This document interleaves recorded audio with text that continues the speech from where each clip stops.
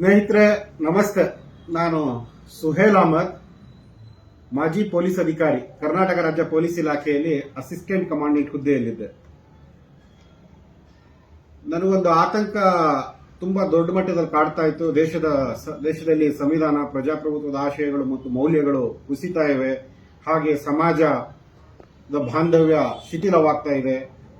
ರಾಜಕಾರಣ ನಮ್ಮ ಸಾಮಾಜಿಕ ಸಾಮರಸ್ಯವನ್ನು ವ್ಯವಸ್ಥಿತವಾಗಿ ಕೆಡುತ್ತಿದೆ ಎಂಬ ಒಂದು ಆತಂಕ ಇತ್ತು. ಆ ನಿಟ್ಟಿನಲ್ಲಿ ನಾನು ರಾಜೀನಾಮೆ ಕೊಟ್ಟು ವ್ಯವಸ್ಥೆಯಿಂದ ಆಚೆ ಬಂದಿದೆ. ಮುಂದೆ ಸಾಮಾಜಿಕ ಕಾರ್ಯದಲ್ಲಿ ತೊಡಗಿಕೊಂಡು ಈ ಸಮಾಜ ಕಟ್ಟುವ ಕೆಲಸ ಮಾಡಬೇಕು ಅನ್ನೋ ನಿಟ್ಟಿನಲ್ಲಿ ಆಚೆ ಬಂದಿದ್ದೀನಿ. ಎಲ್ಲದರಲ್ಲೂ ನಿಮ್ಮ ಸಹಕಾರ ಇರಲಿ. ನೋಡಿ, ದೇಶದ ಮೂಲೆ ಮೂಲೆಯಲ್ಲಿ ಗಣಪತಿ ಗೌರಿ ಗಣೇಶ ಹಬ್ಬ ತುಂಬಾ ಅದ್ದೂರಿಯಾಗಿ ನಡೀತಾ ಇದೆ. ತುಂಬಾ ಕಡೆ ತುಂಬಾ ಸೌಹಾರ್ದತೆಯಿಂದ, ಸಾಮರಸ್ಯದಿಂದ, ಪರಸ್ಪರ ಒಗ್ಗೂಡುವಿಕೆಯಿಂದ ಎಲ್ಲ ಸಮುದಾಯಗಳು, ಸಮಾಜ ಬೆರ್ತು ಕಲೆತು ಈ ಗೌರಿ ಗಣೇಶ ಹಬ್ಬನ ಆಚರಿಸ್ತಾ ಇದ್ದಾರೆ. ಸಾಮರಸ್ಯನ ತೋರ್ತಾ ಇದ್ದಾರೆ, ಸೌಹಾರ್ದತೆನ ತೋರ್ತಾ ಇದ್ದಾರೆ. ತುಂಬಾ ಅಸಂಖ್ಯ ಘಟನೆಗಳು ವರದಿಯಾಗ್ತೈತೆ. ಕೆಲವು ಕಡೆ ಮಸೀದಿ ಮುಂದೆ ಗಣಪತಿ ಕೂರಿಸಿದ್ದಾರೆ. ಕೆಲವು ಕಡೆ ಗಣೇಶ ಮೆರವಣಿಗೆ ಹಾದು ಹೋಗುವಾಗ, ಮಸೀದಿಯ ಮುಂದೆ ಹಾದು ಹೋಗುವಾಗ ಅಜಾನ್ ಕೂಗಿದಾಗ ನಿಂತು ಗೌರವ ಸಲ್ಲಿಸಿ ನಂತರ ಅವರು ಮುಂದುವರೆದಿದ್ದಾರೆ. ಹೀಗೆ ಈ ದೇಶದ ಈ ನೆಲದ ತತ್ವ ಹಾಗೆ ಸೌಹಾರ್ದತೆ, ಸಾಮರಸ್ಯಕ್ಕೆ ಹೇಳಿ ಮಾಡಿಸಿದ ಹಾಗೆ ಒಂದು ಸ್ವಾಭಾವಿಕವಾಗಿ ಒಂದು ಔದಾರ್ಯದ ಮಣ್ಣು ಇದು. ಆದರೆ ತುಂಬಾ ಬೇಸರ. ನನಗೂ ಈ ಗಣೇಶ ಮೆರವಣಿಗೆಗೂ ಮತ್ತೆ ಗಣೇಶ ವಿಸರ್ಜನೆ ನನ್ನ ಬಾಲ್ಯದಿಂದ ಈ ತನಕ ನನ್ನಲ್ಲಿ ಸಾಕಷ್ಟು ನೆನಪುಗಳು ಬುತ್ತಿ ಇದೆ. ಯಾಕಂದ್ರೆ ನಾನು ತುಂಬಾ ಬಾಲ್ಯದಲ್ಲಿದ್ದಾಗ, ಚಿಕ್ಕವನಿದ್ದಾಗ, ನಾನು ನಮ್ಮ ಹಳ್ಳಿಲಿ ಹುಣಸೂರು ತಾಲೂಕಿನ ಮರೂರು ಎಂಬ ಗ್ರಾಮದಲ್ಲಿ ಗಣಪತಿ ಹಬ್ಬ ಬಂದಾಗ ನಮ್ಮ ಗದ್ದೆಯ ಜೇಡಿ ಮಣ್ಣಲ್ಲಿ ಗಣೇಶನ ಮೂರ್ತಿ ನಾವು ಮಕ್ಕಳಾಟ ಮಾಡಿ ನಂತರ ಅದನ್ನ ಕಡ್ಲೆಪುರಿ ಹಂಚಿ ನಾವು ಕೆರೆಗೆ ಬಾವಿಗೆ ಬಿಡ್ತಾ ಇದ್ವಿ. ನಾವು ಆ ರೀತಿ ಗಣೇಶಾಚರಣೆನ ಅಳವಡಿಸ್ಕೊಂಡು ಇದನ್ನ ಸಂಭ್ರಮಿಸ್ಕೊಂಡು ನಾವು ಬಂದಿರೋರು. ನಂತರ ನಾನು ಶಾಲಾ ಕಾಲೇಜು ದಿನಗಳಲ್ಲೂ ಕೂಡ ಗಣಪತಿ ವಿಸರ್ಜನೆ ಸಂದರ್ಭದಲ್ಲಿ ವಿಸರ್ಜನೆಯವರೆಗೆ ಕೆರೆಗೆ ಎಲ್ಲಿ ನದಿ ಬಿಡ್ತಾರೆ ಅಲ್ಲಿ ತನಕ ಹೋಗಿ ಕಡ್ಲೆಪುರಿ, ಪ್ರಸಾದ, ಪುಳಿಯೋಗರೆ, ಮೊಸರನ್ನ ಏನೇ ಕೊಟ್ಟು ತಿನ್ಕೊಂಡು ಬಂದು ನಮ್ಮೂರಿನ ಗಣೇಶ ವಿಸರ್ಜನೆಯಲ್ಲಿ ತಡರಾತ್ರಿವರೆಗೂ ಹೋಗಿ ಪಾನಕ, ಮಜ್ಜಿಗೆ ಏನು ಒಂದು ಪ್ರಸಾದವಾಗಿ ಕೊಡ್ತಾ ಇದ್ರು ಅದನ್ನೆಲ್ಲ ತಿನ್ಕೊಂಡು ಸಂಭ್ರಮಿಸ್ಕೊಂಡು ಕುಣಿದು ಕುಪ್ಪಳಿಸಿರೋರು ನಾವು. ಹಾಗೆ ನಾನು ವೃತ್ತಿಗೆ ಸೇರ್ಕೊಂಡಾಗ್ಲೂ ಅಷ್ಟೇ, ನನ್ನ ಕಚೇರಿಯಲ್ಲಿ ನಮ್ಮ ಸಿಬ್ಬಂದಿಗಳ ಕೂರಿಸಿದಾಗ ಆ ಗಣೇಶ ವಿಸರ್ಜನೆ ಟೈಮಲ್ಲಿ ಕೊನೆ ತನಕನೂ ಹೋಗಿ ನಾನು ಇದ್ದು ಬರ್ತಾ ಇದೆ. ಯಾಕಂದ್ರೆ ವಿಸರ್ಜನೆ ಸಂದರ್ಭದಲ್ಲಿ ಸಾಕಷ್ಟು ಅವಘಡ ಆಗ್ತವೆ. ಬೇಡಪ್ಪ, ಅದಕ್ಕೆ ನಾವೇ ಹೋಗಿ ಅವ್ರನ್ನ ಅಲ್ಲಿ ಒಂದ್ ಸ್ವಲ್ಪ ನಿಯಂತ್ರಣ ಮಾಡಿ ಒಳ್ಳೆ ರೀತಿ ವಿಸರ್ಜನೆ ಮಾಡ್ಬಿಟ್ಟು ಬರೋಣ ಅಂತ ಹೋಗ್ತಾ ಇದೆ. ಮತ್ತೆ ಇನ್ನೊಂದು ದೊಡ್ಡ ಅನುಭವ ಏನಪ್ಪಾ ಅಂದ್ರೆ, ರಾಜ್ಯದಲ್ಲಿ ಅತ್ಯಂತ ಸಂಭ್ರಮದಿಂದ ಗಣೇಶ ವಿಸರ್ಜನೆ ಮಾಡುವಂತಹ ಹುಬ್ಬಳ್ಳಿ, ಧಾರವಾಡ, ಶಿವಮೊಗ್ಗ ಜಿಲ್ಲೆಗಳಲ್ಲೂ ಕೂಡ ನಾನು ಪೊಲೀಸ್ ಅಧಿಕಾರಿ ಆಗಿದ್ದಾಗ ಸತತ 20 ಗಂಟೆಗಳ ಕಾಲ ಅತಿ ನಿತ್ರಾಣ ಡ್ಯೂಟಿ ಅಂದ್ರೆ ನಾನು ಗಣೇಶ ವಿಸರ್ಜನೆಯ ಡ್ಯೂಟಿ ಮಾಡಿದ್ದೀನಿ. ತುಂಬಾ ಈ ಗಣೇಶ ವಿಸರ್ಜನೆಯ ಸಂದರ್ಭದಲ್ಲಿ ನಮಗೆ ಇದು ನ್ಯಾಚುರಲ್ ಆಗಿ, ಸ್ವಾಭಾವಿಕವಾಗಿ ಒಂದು ಸಂಯಮ, ಈ ಆಚರಣೆನ ನಾವು ಅನ್ವಯಿಸ್ಕೋಬೇಕು ಅನ್ನೋ ಮನಸ್ಥಿತಿಯವನು ನಾನು. ಬಟ್ ತುಂಬಾ ನನಗೆ ಬೇಸರದ ಸಂಗತಿ ಏನಪ್ಪಾ ಅಂದ್ರೆ, ನಮ್ಮ ಮಂಡ್ಯ ಜಿಲ್ಲೆಯ ನಾಗಮಂಗಲದಲ್ಲಿ ಗಣೇಶ ವಿಸರ್ಜನೆ ಮೆರವಣಿಗೆಯಲ್ಲಿ ಒಂದು ಕೋಮು ಸಂಘರ್ಷ ಸಂಭವಿಸಿದೆ. ಕಲ್ಲು ತೂರಾಟ ಆಗಿದೆ, ಅಂಗಡಿ ಮುಗ್ಗಟ್ಟುಗಳಿಗೆ ಬೆಂಕಿ ಹಾಕಲಾಗಿದೆ. ಇದರಿಂದ ಅಲ್ಲಿಯ ಸಾಮಾಜಿಕ ಜೀವನ, ಅಲ್ಲಿಯ ಸೌಹಾರ್ದ ಜೀವನ ಅಸ್ತವ್ಯಸ್ತ ಆಗಿದೆ. ಕರ್ಫ್ಯೂ ಹಾಕಿದ್ದಾರೆ. 52 ಜನರ ಮೇಲೆ ಎಫ್ಐಆರ್ ಆಗಿದೆ. ನೋಡಿ, ಈ 52 ಜನ ಎಫ್ಐಆರ್ ಆಗಿದೆಯಲ್ಲ, ಈ 52 ಕುಟುಂಬಗಳು ಮುಂದಿನ 4-5 ವರ್ಷ ಈ ಕೋರ್ಟು, ಸ್ಟೇಷನು ಸುತ್ತಾಡಬೇಕು. ಮತ್ತೆ ಅದ್ರಲ್ಲಿ ಏನಾದ್ರು ವಿದ್ಯಾರ್ಥಿಗಳಿದ್ರೆ ಅವ್ರ ಜೀವನ ಅಂತೂ ಹೇಳ್ತಿರೋದು. ಯಾಕಂದ್ರೆ ಅವ್ರಿಗೆ ಪೊಲೀಸ್ ವೆರಿಫಿಕೇಶನ್ ಆಗಲ್ಲ, ಹಾಗೆ ಪಾಸ್ಪೋರ್ಟ್ ವೆರಿಫಿಕೇಶನ್ ಆಗಲ್ಲ. ಅವ್ರ ವಿದ್ಯಾರ್ಥಿ ಜೀವನದಿಂದ ಅವರು ಏನೇ ಒಂದು ಮಾಡಬೇಕು ಅಂದ್ರೂ ಅದಕ್ಕೆ ದೊಡ್ಡ ಸಂಚಕಾರ ತೊಡಕಿದೆ. ಯಾಕಂದ್ರೆ ನಾನೇ ಪೊಲೀಸ್ ಅಧಿಕಾರಿ ಆಗಿದ್ದಾಗ ಈ ಸಂಬಂಧ, ಈ ಪೊಲೀಸ್ ಕೇಸ್ ಆಗಿರೋ ನನಗೆ ಅಪ್ರೋಚ್ ಮಾಡ್ತಾ ಇದ್ರು, ಪೊಲೀಸ್ ವೆರಿಫಿಕೇಶನ್ ಅಣ್ಣ, ಹಾಗೆ ಮಾಡಬೇಕು, ಹೀಗೆ ಮಾಡಬೇಕು. ನಾವು ಅವಾಗ ಈ ಸಮಸ್ಯೆನ ಕಣ್ಣಾರೆ ನೋಡಿರೋರು. ಅದನ್ನೇನು ಮಾಡಕ್ಕಾಗದೆ ಅಸಹಾಯಕವಾಗಿ ಅವ್ರ ವೃತ್ತಿ ಜೀವನ ಹಾಳಾಗಿರೋದು ಅಂತ ಕೆಲವರು ಸರ್ಕಾರಿ ನೌಕರಿ 4 ವರ್ಷ ತಡವಾಗಿ ಅವನಿಗೆ ಪೊಲೀಸ್ ವೆರಿಫಿಕೇಶನ್ ಕ್ಲಿಯರ್ ಆಗಿ ಇದೇ ರೀತಿ ಕೋಮು ಸಂಘರ್ಷದ ಒಂದು ಕೇಸ್ ಬಿದ್ದಿ ಅವನ 5 ವರ್ಷ ಸರ್ಕಾರಿ ನೌಕರಿಗೆ ತಡವಾಗಿ ಸೇರಿದ ಉದಾಹರಣೆಯು ನನಗೆ ನೆನಪಿದೆ. ಬಟ್ ಇದೆಲ್ಲವೂ ಈ ನಾಗಮಂಗಲದ ಸಂದರ್ಭದಲ್ಲಿ ಯಾವುದು ಸರಿ ಯಾವುದು ತಪ್ಪು, ನಾನು ಏನಾಗಿದೆ ಈಗೆಲ್ಲ ನೀವು ಮಾಧ್ಯಮಗಳಲ್ಲಿ ನೋಡ್ತಾ ಇದ್ದೀರಿ. ಮಾಧ್ಯಮಗಳಲ್ಲಿ ಕಿಂತ ಹೆಚ್ಚಾಗಿ ಪೊಲೀಸ್ ಚಾರ್ಜ್ ಶೀಟ್ ಅಲ್ಲಿ ಯಾವುದು ಸರಿ ಯಾವುದು ತಪ್ಪು ನಿರ್ಧಾರ ಆಗುತ್ತೆ. ಒಟ್ಟಾರೆ ಯಾರ್ದು ಸರಿ ಅಲ್ಲ, ಎಲ್ರದ್ದು ತಪ್ಪಿದೆ. ಓಕೆನಾ? ಯಾಕಂದ್ರೆ ಸೌಹಾರ್ದ ಆಚರಣೆಗಳು, ಮೆರವಣಿಗೆಗಳು, ಸಂಭ್ರಮಗಳು ಇವೆಲ್ಲ ಅದ್ಧೂರಿಯಾಗಿ ಸಮನ್ವಯದಿಂದ ಸಹಕಾರದಿಂದ ನಡೆದ್ರಷ್ಟೇ ಇದಕ್ಕೊಂದು ಅರ್ಥಪೂರ್ಣ ಆಚರಣೆಗಳಾಗ್ತವೆ. ನಾವು ಅದನ್ನ ಸಂಭ್ರಮಿಸಿದಾಗ ಮಾತ್ರ ಇದು ನಮಗೆಲ್ಲ ಸಂಭ್ರಮ, ನಿಜವಾದ ಸಂತೋಷ ಸಂಭ್ರಮ ನೀಡುತ್ತೆ. ಬಟ್ ಈ ಘಟನೆ ಆಗೋಗಿರೋ ಘಟನೆಗೆ ಉಪ್ಪು ಖಾರ ಹಾಕಿ ಹತ್ತಿರುವ ಕಿಡಿ ಜ್ವಾಲಾಗ್ನಿಯಾಗಿ ಒಂದು ತುಪ್ಪ ಸುರಿಯಂತ ಕೆಲಸಗಳು ತುಂಬಾ ನಡೀತಾ ಇದೆ. ಅದರಲ್ಲಿ ವಿಶೇಷವಾಗಿ ಸಂಸದ ಪ್ರತಾಪ್ ಸಿಂಹ ಅವರು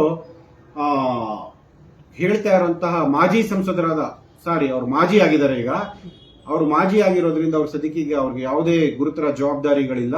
ಅವ್ರು ಹಾಲಿ ಆಗಿದ್ದಾಗಲೂ ಹೀಗೆ ಹೇಳಿಕೆಗಳು, ಬೇಜವಾಬ್ದಾರಿ ಹೇಳಿಕೆಗಳು, ಕೋಮು ಸಂಘರ್ಷದ ಹೇಳಿಕೆಗಳನ್ನ ನೀಡ್ತಾ ಇದ್ರು. ಅದನ್ನೇ ಮುಂದುವರಿಸ್ತಾ ಇದ್ದಾರೆ. ಈಗ ಅದನ್ನ ಫುಲ್ ಟೈಮ್ ಜಾಬ್ ಮಾಡ್ಕೊಂಡಿದ್ದಾರೆ. ಆ ನಿಟ್ಟಲ್ಲಿ ಅವರು ಒಂದು ಹೇಳಿಕೆ ಕೊಟ್ಟಿದ್ದಾರೆ.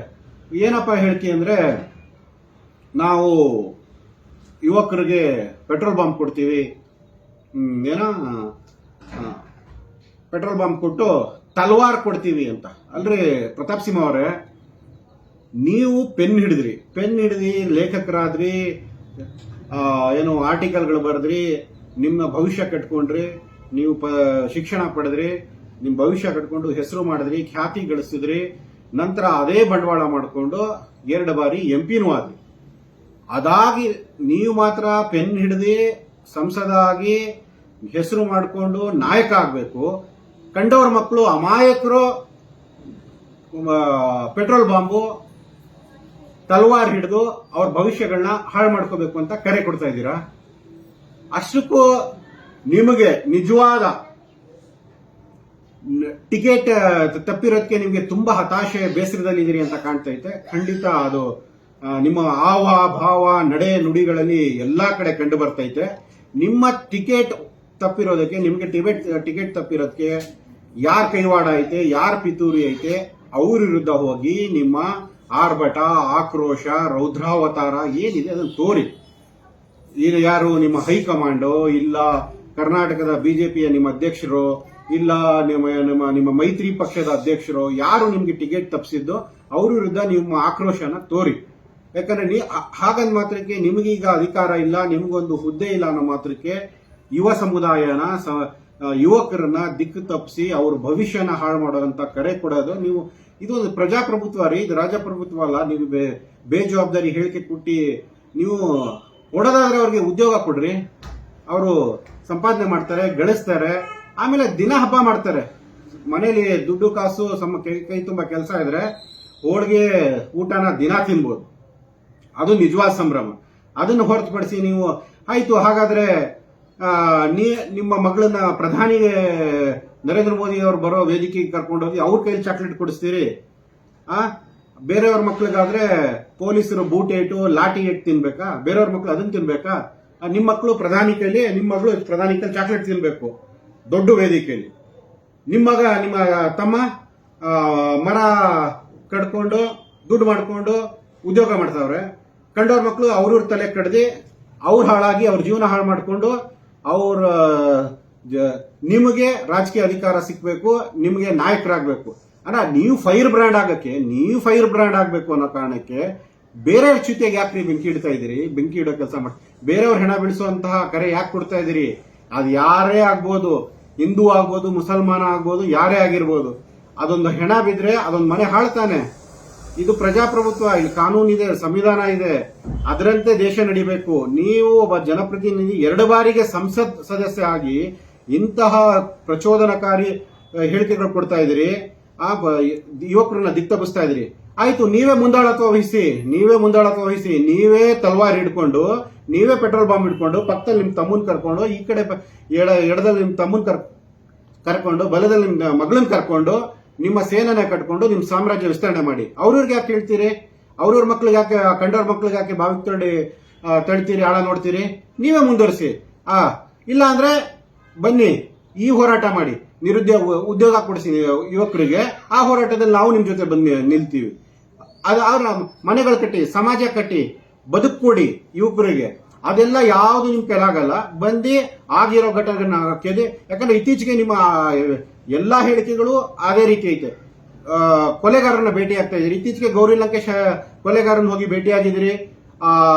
ನಮ್ಮ ಮಂಗಳೂರು ಕರಾವಳಿ ಭಾಗದಲ್ಲಿ, ಶಿವಮೊಗ್ಗದಲ್ಲಿ ಕೊಲೆಯಾದಂತ ಹುಡುಗರ ವೇದಿಕೆಯನ್ನ ಅವ್ರ ಹೆಸರುಗಳನ್ನ ಬಳಸಿ ಪ್ರಚೋದನೆ ಮಾಡಿಕೊಂಡು ಅವ್ರಿಗೂ ಎತ್ಕಟ್ಟುವಂತ ಕೆಲಸ ಮಾಡ್ತಾ ಇದ್ದೀರಿ.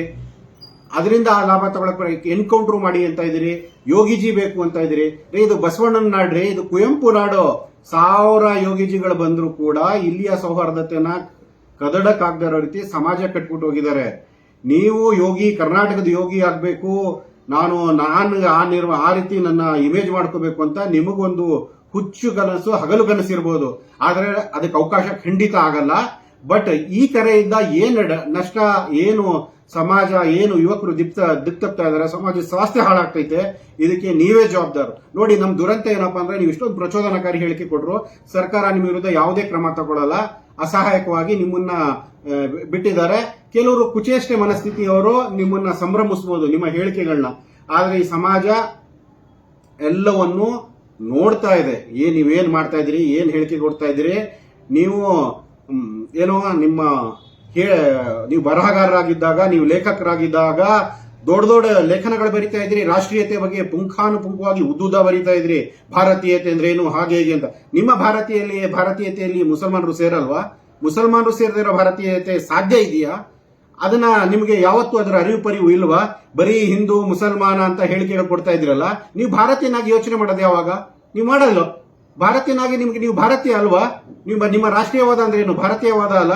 ಭಾರತೀಯವಾದ ಅಂದ್ರೆ ಅದರಲ್ಲಿ ಹಿಂದೂ, ಮುಸಲ್ಮಾನರು, ಕ್ರಿಶ್ಚಿಯನ್ರು ಎಲ್ಲರೂ ಬರ್ತಾರಲ್ವಾ? ಆಗ ಹೇಳ್ತಾ ಇದ್ರಿ ಈ ನಾಡು ಏನು ಹಿಂದೂಗಳದಲ್ಲ, ಇದು ಮುಸಲ್ಮಾನರದಲ್ಲ, ಕ್ರಿಶ್ಚಿಯನ್ರದಲ್ಲ ಅಂತ. ಈ ನಾಡು ಎಲ್ರದ್ದು ಕೂಡ. ಈ ನಾಡು ಎಲ್ರನ್ನು ಪೋಷಿಸಿದೆ. ನೋಡಿ, ನಮ್ಮ ಹಿಂದೂ ಧರ್ಮ ಇದೆಯಲ್ಲ, ಇದು ಔದಾರ್ಯದ ಧರ್ಮ. ಇದಕ್ಕೆ ರಾಜಕೀಯ ಕ್ರೌರ್ಯದ ರೂಪ ಕೊಡ್ತಾ ಇರೋದು ನಿಮ್ಮ ರಾಜಕೀಯ ಪಕ್ಷಗಳು, ನಿಮ್ಮಂತ ರಾಜಕಾರಣಿಗಳು. ಇದು ಹಿಂದೂ ಧರ್ಮ ಎಲ್ಲವನ್ನು ಸಹಿಸಿಕೊಳ್ಳುತ್ತೆ, ಎಲ್ಲವನ್ನು ಪೋಷಿಸುತ್ತೆ, ಎಲ್ಲವನ್ನು ಸಂಭ್ರಮಿಸುತ್ತೆ. ನಿಜವಾದ ಹಿಂದೂ ಧರ್ಮ ಅದನ್ನ ನಾವು ಕಲ್ತಿದೀವಿ, ನೋಡಿದೀವಿ, ಜೀವನದಲ್ಲಿ ಅಳವಡಿಸ್ಕೊಂಡಿದೀವಿ. ಮತ್ತೆ ಎರಡನೇದಾಗಿ ಇನ್ನೊಂದು ವಿಷಯ ಏನಪ್ಪಾ ಅಂದ್ರೆ, ನಾನು ಯುವಕರಲ್ಲಿ ಒಂದು ಮನವಿ ಮಾಡ್ತೀನಿ. ನೋಡಿ ಅಣ್ಣ ತಮ್ಮಂದಿರೇ, ಸ್ನೇಹಿತರೆ, ಧರ್ಮ ತುಂಬಾ ಸರಳವಾಗಿ ಹೇಳ್ತೀನಿ. ಧರ್ಮ ಮನುಷ್ಯತ್ವನ ಕಾಪಾಡುತ್ತೆ, ಮನುಕುಲನ ಕಾಪಾಡುತ್ತೆ, ನಮ್ಮನ್ನೆಲ್ಲ ಕಾಪಾಡ್ತಾರೆ ಧರ್ಮ. ನಾವು ಒಳ್ಳೇದ್ ಕೆಲಸ ಮಾಡಿದ್ರೆ ನಮ್ಮ ಧರ್ಮ. ಯಾವಾಗ ಮನುಷ್ಯ ಧರ್ಮ ಕಾಪಾಡ್ತೀನಿ ಅಂತ ಹೋಗ್ತಾನೆ, ಅದು ದೊಡ್ಡ ಸೋಗಲಾಡಿತನ. ಅದು ಸಾಧ್ಯವೇ ಇಲ್ಲ. ಅದೊಂದು ನಾಟಕ. ಅದು ಮನುಷ್ಯ ಧರ್ಮ ಕಾಪಾಡಕ್ ಹೋಗ್ತಾ ಇದ್ದಾನೆ, ಮನುಷ್ಯನಿಂದ ಧರ್ಮ. ಯಾಕಂದ್ರೆ ನೀವೇ ಯೋಚನೆ ಮಾಡಿ, 5 ವರ್ಷ ಇತಿಹಾಸವಿರೋ ಧರ್ಮನ 40 ವರ್ಷ ಹಿಂದೆ ಒಂದು ಸ್ಥಾಪನೆ ಆಗಿರೋ ಪಕ್ಷ ಕಾಪಾಡ್ತೈತೆ, ಆ ಪಕ್ಷದ ರಾಜಕಾರಣಿಗಳು ಕಾಪಾಡ್ತಾರೆ ಅನ್ನೋದು ಇಲ್ಲ. ಖಂಡಿತ ನೀವು ನಿಮ್ಮ ಭವಿಷ್ಯಗಳನ್ನ ಹಾಳು ಮಾಡ್ಕೋಬೇಡಿ. ಬನ್ನಿ, ನಿಜವಾಗ್ಲೂ ಇವತ್ತು ಅಪಾಯದಲ್ಲಿರೋದು ಸಂವಿಧಾನ, ಪ್ರಜಾಪ್ರಭುತ್ವ. ನಮಗೆ ಸಂವಿಧಾನ ವ್ಯಕ್ತಿ ಘನತೆ ಕೊಟ್ಟಿದೆ, ಸ್ವಾತಂತ್ರ್ಯ ಕೊಟ್ಟಿದೆ, ಹಕ್ಕುಗಳು ಕೊಟ್ಟಿದೆ, ನಮಗೆ ಸಕಲ ಸೌಕರ್ಯ ಅನುಕೂಲಗಳನ್ನು ಕೊಟ್ಟಿದೆ. ಎಲ್ಲದಕ್ಕಿಂತ ಹೆಚ್ಚಾಗಿ ನಮ್ಮನ್ನೆಲ್ಲ ಭಾರತೀಯರನ್ನಾಗಿ ಮಾಡಿದೆ. ಅದನ್ನ ಕಾಪಾಡ್ಕೋಬೇಕು. ಇದೇ ಪ್ರಜಾಪ್ರಭುತ್ವ ಇರೋದಕ್ಕೆ ಪ್ರತಾಪ್ ಸಿಂಹನುವೇ ಸಂಸದನಾಗಿದ್ದು. ಇಲ್ಲ ಅಂದ್ರೆ ಪ್ರತಾಪ್ ಸಿಂಹನ್ಗೆ ಯಾರು ಕರೆದಿ ಸಂಸದ ಮಾಡ್ತಾ ಇಲ್ಲ. ಪ್ರತಾಪ್ ಸಿಂಹ ಅವರೇ, ನೀವು 2 ಬಾರಿ ಸಂಸದರಾಗಿ ನೀವು ಈ ಬಾರಿ ನೀವು ಅವಕಾಶ ತಪ್ಪಿರೋದಕ್ಕೂ ಕೂಡ, ಅಲ್ಲೂ ಕೂಡ ನಿಮ್ಮ ಮನುವಾದ ಇದೆ. ನೀವು ಕೂಡ ಮನುವಾದಕ್ಕೆ ಬಲಿಯಾಗಿರೋ ಒಬ್ಬ ಶೂದ್ರ. ಯಾಕಂದ್ರೆ ಏನೂ ಸಾಧನೆ ಕಟ್ಟೆ ಆಗ್ತದೆ. ಬೆಂಗಳೂರಲ್ಲಿ ಮುಳುಗ್ತಾ ಇರುವಾಗ ಮಸಾಲ ದೋಸೆ ತಿನ್ಕೊಂಡು ಬಂದಂತ ತೇಜಸ್ವಿ ಸೂರ್ಯನ್ಗೆ 2ನೇ ಬಾರಿ ಟಿಕೆಟ್ ಕೊಟ್ರು. ನೀವು 10,000 ರೋಡ್ ಮಾಡಿದ್ರಿ, ಅದು ಮಾಡಿದ್ರಿ, ಇದು ಮಾಡಿದ್ರಿ, ಮಾಡಿದಿರಿ. ನಾನು ಅದನ್ನ ಅಲ್ಲಗಡಿಯಕ್ ಹೋಗಲ್ಲ. ಸಾಕಷ್ಟು ಕೆಲಸಗಳು ಮಾಡಿದಿರಿ. ಅಷ್ಟು ಕೆಲಸ ಮಾಡ್ಲಾಗೂ ನಿಮ್ಗೆ ಯಾಕೆ ಟಿಕೆಟ್ ಕೊಡ್ಲಿಲ್ಲ? ನೀವು ಮನುವಾದದ ಬಲಿಯಾಗಿರುವ ಶೂದ್ರ ಆಗಿರ್ತೀರಿ, ಮರಿಬೇಡಿ. ಇತರ ಶೂದ್ರ ಮಗ ಇದನ್ನ ಹಾಗೆ ಹೇಳ್ತಾ ಇದ್ದೀನಿ. ಈ ದೇಶದಲ್ಲಿ ಎಲ್ಲವೂ ಕೂಡ, ಈ ದೇಶ ಎಲ್ಲವನ್ನು ಪೋಷಿಸುತ್ತೆ, ಎಲ್ಲವನ್ನು ಆಧರಿಸುತ್ತೆ, ಎಲ್ಲವನ್ನು ಗೌರವಿಸುತ್ತೆ. ಇಲ್ಲಿ ಪರಕೀಯರು ಹಿಂದೂಗಳು ಅಲ್ಲ, ಮುಸಲ್ಮಾನರು ಅಲ್ಲ, ಕ್ರಿಶ್ಚಿಯನ್ರು ಅಲ್ಲ. ಇಲ್ಲಿ ಪರಕೀಯರು ನಿಮ್ಮ ಮನುವಾದ ಸಿದ್ಧಾಂತದ ಮೂಲ ಯಾರು ಜನ್ಮದಾತ ಇದ್ದಾರೆ ಅವರು ಹೊರಗಡೆಯಿಂದ ಬಂದವರು. ನಾವು ಇಲ್ಲಿಯ ಮಕ್ಕಳೇ, ನಾವು ಕೂಡ್ ಬಾಳ್ತೀವಿ, ಒಂದಾಗಿ ಬಾಳ್ತೀವಿ. ನಿಮ್ಮಂತಹ ಎಷ್ಟೇ ಪ್ರಚೋದನಕಾರಿ ಕುಚೇಷ್ಟೆಯ ಶಕ್ತಿಗಳು ಬಂದ್ರು ಈ ನಾಡಿಗೆ, ಈ ಮಣ್ಣಿಗೆ ಆ ಶಕ್ತಿ ಇದೆ, ಅಡಗಿಸ್ತೀವಿ. ನಮ್ಗೆ ಇದು ಬಸವಣ್ಣನ ನಾಡು, ಕುವೆಂಪು ಅವರ ನಾಡು, ಶಿಶುನಾಳರ ನಾಡು. ನಾವು ಇವರ ಹೇಳ್ಕೊಟ್ಟಿರೋ ಮಾರ್ಗದರ್ಶನದಲ್ಲೇ ನಾಡು ಕಟ್ತೀವಿ, ಉಳಿಸ್ಕೋತೀವಿ. ಹಾಗೆ ವಿಶೇಷವಾಗಿ ಮಂಡ್ಯದ ನಾಗರಿಕರಲ್ಲಿ ಮನವಿ, ದಯವಿಟ್ಟು ಎಚ್ಚರವಾಗಿರಿ. ಮಂಡ್ಯವನ್ನು ಕೇಂದ್ರಿತವಾಗಿ ಸಾಕಷ್ಟು ಯೋಜನೆಗಳು ಸಿದ್ಧವಾಗ್ತೈತೆ. ನಿಮ್ಮ ಮಕ್ಕಳುಗಳನ್ನ ಈ ರೀತಿ ಷಡ್ಯಂತ್ರಗಳಿಗೆ ಬಲಿಯಾಗುವಂತಹ ಸಾಧ್ಯತೆಗಳು ಭವಿಷ್ಯದಲ್ಲಿ ತುಂಬಾ ಇದೆ. ನಿಮ್ಮ ಮಕ್ಕಳನ್ನ ಜೋಪಾನ ಮಾಡ್ಕೊಳ್ಳಿ. ಮತ್ತೆ ಇಷ್ಟನ್ನು ಹೇಳ್ತಾ, ಇಂತಹ ಘಟನೆಗಳಿಗೆ ಸಮಾಜ ರಿಯಾಕ್ಟ್ ಮಾಡಬೇಕು. ಹಿಂದೂ ಧರ್ಮ ರಿಯಾಕ್ಟ್ ಧರ್ಮ ಅಲ್ಲ, ಅದು ಔದಾರ್ಯದ ಧರ್ಮ. ಅದು ಯಾರ ಮೇಲೂ ಕ್ರೌರ್ಯ ಮೆರೆದಿಲ್ಲ. ನಾವು ಈ ಹಿಂದೂ ಮುಸ್ಲಿಂ ಕ್ರೈಸ್ತ ಎಲ್ಲರೂ ಒಂದಾಗಿ ಬಾಳಿದ್ರೆ ಮಾತ್ರ ಈ ದೇಶ, ಏನೋ ಹೇಳ್ತಾರಲ್ಲ ಅವರು, ವಿಶ್ವಗುರು, ಅದಾಗಕ್ ಸಾಧ್ಯ. ಇಲ್ಲ ಅಂದ್ರೆ ಒಬ್ರು ಕೆಣಕಿ ಒಬ್ರಿಗೆ ಬಲಿ ಕೊಟ್ಟಿ ಹೆಣಗಳ ಮೇಲೆ ರಾಜಕಾರಣ ಮಾಡಿ ಇವ್ರಿಗೆ ಅಧಿಕಾರ ಕೊಡಿಸಿ ನಾವು ಮೂಕ ಪ್ರೇಕ್ಷಕರಾಗಿ ನೋಡ್ಬೇಕಾಗುತ್ತೆ, ಕೂರ್ಬೇಕಾಗುತ್ತೆ. ದಯವಿಟ್ಟು ಈ ಮಣ್ಣಿನ ಗುಣ, ಮಣ್ಣಿನ ತತ್ವ ಏನಿದೆ ಅದನ್ನು ಉಳಿಸೋಣ, ಸಮಾಜ ಕಟ್ಟೋಣ. ಇಂತಹ ಘಟನೆಗಳನ್ನ ಕಡ್ಡಿ ತುಂಡಾಗಿ ಖಂಡಿಸೋಣ.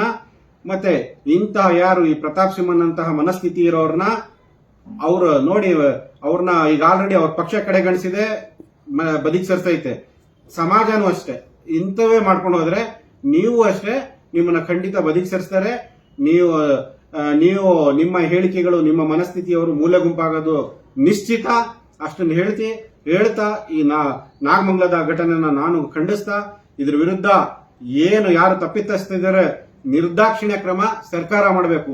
ಅದು ಹಿಂದೂಗಳಾಗ್ಲಿ ಮುಸಲ್ಮಾನರಾಗ್ಲಿ, ಪ್ರಚೋದನೆ ಕ್ರಿಯೆ ಎಲ್ಲವೂ ಯಾರು ಪ್ರತ್ಯಕ್ಷ ಪರೋಕ್ಷವಾಗಿ ಮತ್ತೆ ಅಜೆಂಡಾದಲ್ಲಿ ಭಾಗಿಯಾಗಿದ್ದಾರೆ ಎಲ್ಲರೂ ವಿರುದ್ಧನೂ ರಾಜ್ಯ ಸರ್ಕಾರ ಸೂಕ್ತ ಮತ್ತೆ ಗಂಭೀರ ಕ್ರಮ ತಗೋಬೇಕು ಅಂತ ಹೇಳ್ತಾ ನಾನು ಮಾತು ಮುಗಿಸ್ತೀನಿ. ಎಲ್ರಿಗೂ ನಮಸ್ತೆ.